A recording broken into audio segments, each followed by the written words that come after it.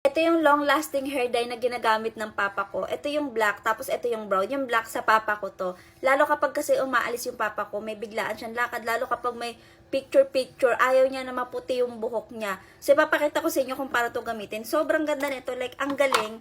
Ayan, may brush siya. Kasi sa buhok to, guys, Pakita ko sa inyo, yung brown kong buhok, tapos ito yung black. So, ang lalagyan natin yung black para magpantay yung kulay niya.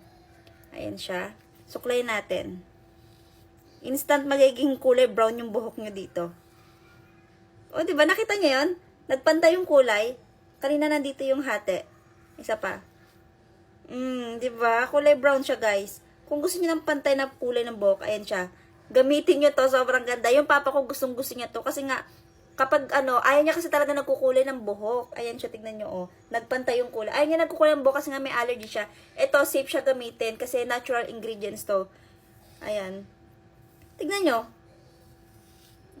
Tapos, ang kagandahan dito, napakadali lang gamitin. And guys, hindi to makatas kapag napawisan. Hindi po guys. Long lasting siya. Waterproof siya actually. Patutuyuin nyo lang siya. And hindi na yan matatanggal. Kaya nga po siya tinawag na long lasting. And hindi yan matatanggal hanggat hindi nyo ililigo or shampoohan. Ganoon siya kaganda talaga. Ayun no. Perfect na perfect. Yung papa ko talaga gustong gusto nyo to. Kita nyo ba yung difference? Oh. Ayun yung, ganyan yung itsura niya kanina, pero ito na siya ngayon. Nagpantay yung kulay. So, depende sa inyo. Perfect na perfect to, especially sa mga matatanda. Yung mga may puti na ang buhok. O kaya, meron din namang mga bata na may puti na ang buhok. Ito, gamitin nyo to, try nyo to. Ito yung black ko sa papa ko. Gamit na gamit niya yan. Sobrang ganda. As in, hindi siya yung parang malagkit sa buhok. Hindi siya yung kumakatas kahit mapawisan kayo. Hindi.